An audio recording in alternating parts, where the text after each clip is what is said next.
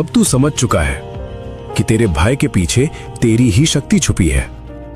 पर एक प्रश्न अभी भी बाकी है। तू उस शक्ति को अपनाता क्यों नहीं? तू खुद से ही पीछे क्यों हट जाता है? सुन, सबसे बड़ा डर दुनिया का नहीं होता। सबसे बड़ा डर होता है खुद के असली रूप का। तू डरता है कि अगर तू बदल गया तो, अगर तू सच में शक्तिशाली बन गया तो, अगर तू वो बन गया जो बनने की क्षमता तेरे भीतर है तो, क्योंकि उसके बाद तू पुरानी जिंदगी में वापस नहीं जा पाएगा।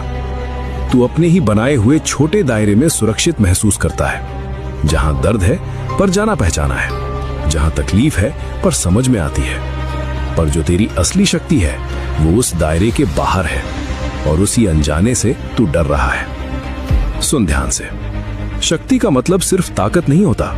शक्ति का मतलब जिम्मेदारी भी होता है। जब तू अपनी असली शक्ति को पहचान लेगा तो तुझे अपने फैसलों की जिम्मेदारी लेनी होगी। तुझे खुद के लिए खड़ा होना होगा। तुझे अपनी राह खुद बनानी होगी, और यही बात तुझे रोक रही है। पर अब समय आ गया है। अब तू और छोटा नहीं रह सकता। अब तू और छुप नहीं सकता।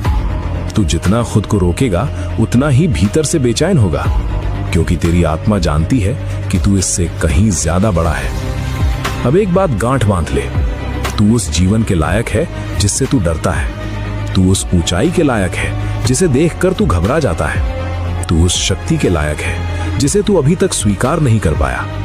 तो अब क्या करना है? भागना नहीं है, छुपना नहीं है, खुद को छोटा नहीं रखना है। अब खुद को स्वीकार करना है, जैसा तू है वैसा, अपने डर के साथ, अपनी कमियों के साथ, अपनी शक्ति के साथ। जिस दिन तूने खुद को पूरी तरह स्वीकार कर लिया, उस दिन तुझे किसी और की मंजूरी की जरूरत नहीं पड़ेगी।